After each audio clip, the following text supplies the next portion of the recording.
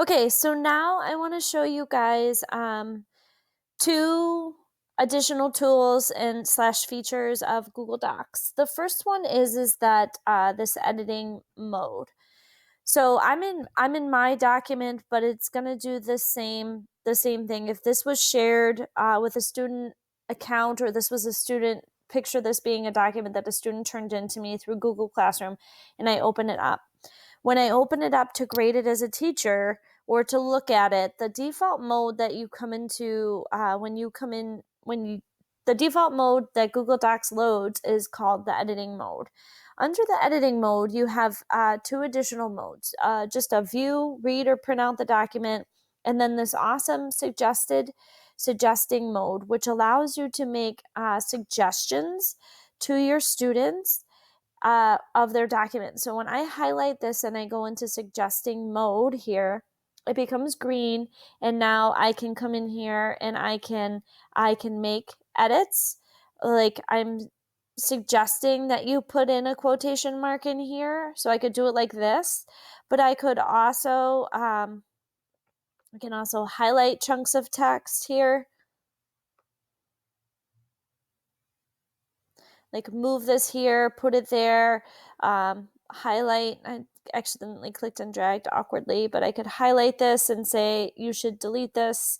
And by clicking on my delete key, it's going to strike it through and say like you shouldn't have that in there. I can also, if you see when I click into my doc here, I can get comments in here. So I can click on the comment here and say comment. So I can also just add some comments.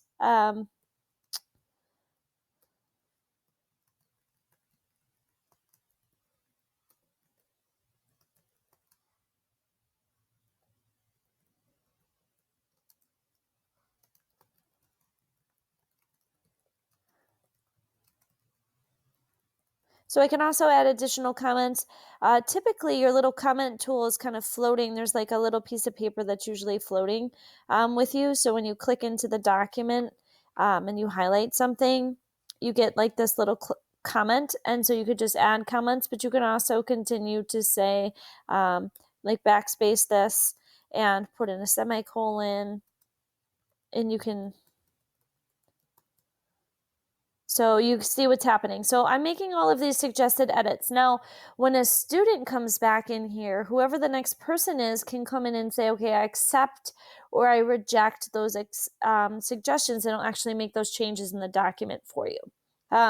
So that's a really amazing tool that you should be using as a teacher when you are assigning Google Docs to your students. And that's definitely one of the benefits of why you would use Google Docs, where you give students their own copy of that Google Doc through Classroom, and then they can take those, you can then mark up their document for them, just as you would with a pen and a stack of papers on your desk. So that's the suggested editing tool. The other tool that I want to show you actually just recently updated. So I had originally recorded this video and I said, you know what, I'm going to wait until the update is rolled out because it seems silly for me to do a video about this and then say, well, I got to change the video, so come back soon and watch it. And that is the what was formerly known as revision history, which is now version history. So where it says all changes are saved in Drive, that happens automatically. That's always happening in the background as soon as you start typing within Drive. If you click on this, that's going to open up what's called now the version history.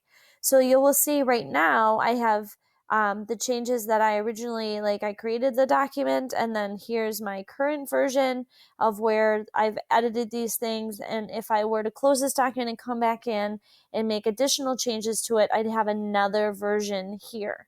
You can now rename your versions, like draft, for review. You could do it where you have students come in, they write their introduction paragraph.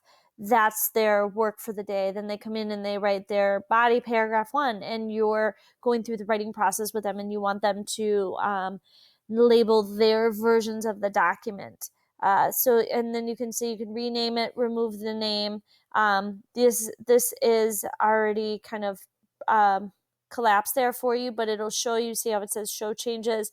It'll show you all of the changes in each piece here of where those changes are. It's going to pull it up in the document. And then, so here, and then if I click here, I can say name this version, and I could say that this particular version is going to be, and